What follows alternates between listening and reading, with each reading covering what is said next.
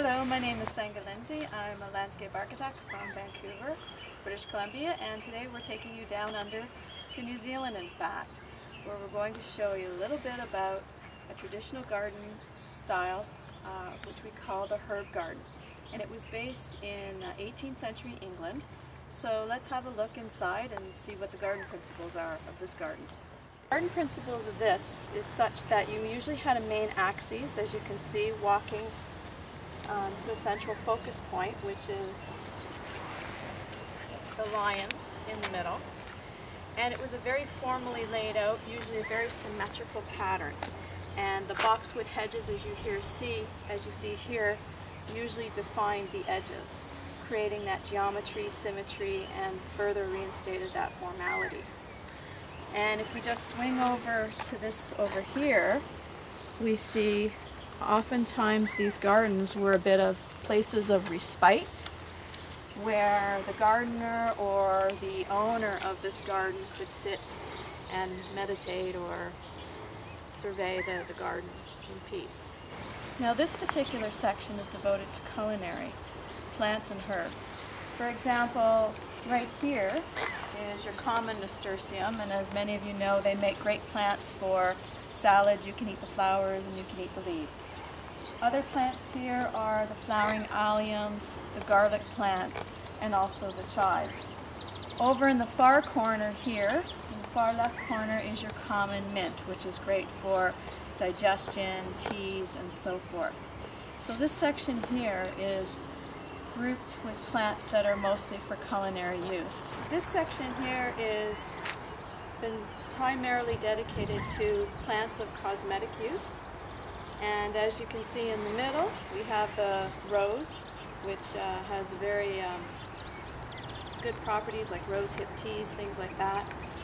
And my favorite here, my very favorite plant, the lavender, which is great for making soaps, teas. The aromatic oils are good for bites, rashes, and so forth. So this garden here has been devoted towards what we call more the cosmetic plants. This section here has been devoted more to our medicinal plants.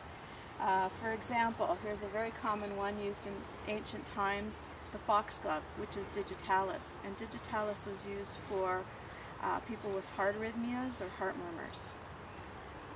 Over here we see evening primrose, which is another homeopathic remedy, and an echinacea purpurea. And echinacea, as many of us know, before you get sick or to help boost the immune system, echinacea is a great plant to help boost your immune system.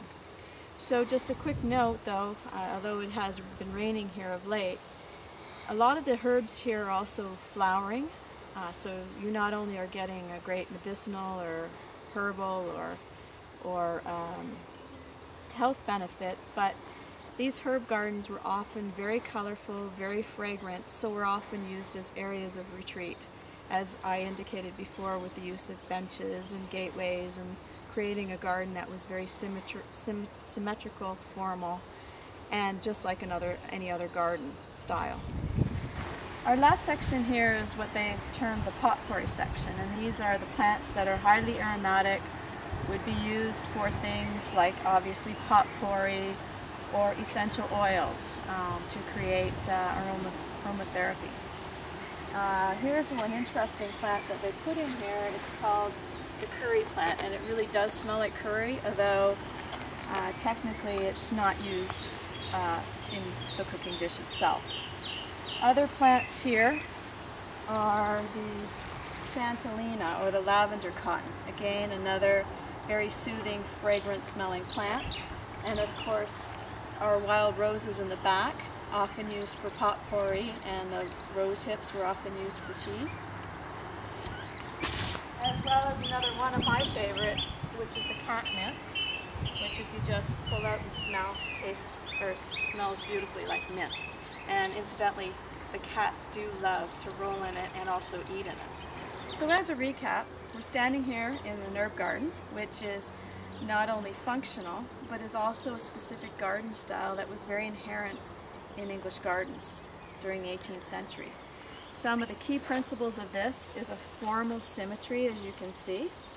We usually have a series of boxwood hedges that frame and organize the interior spaces of the beds.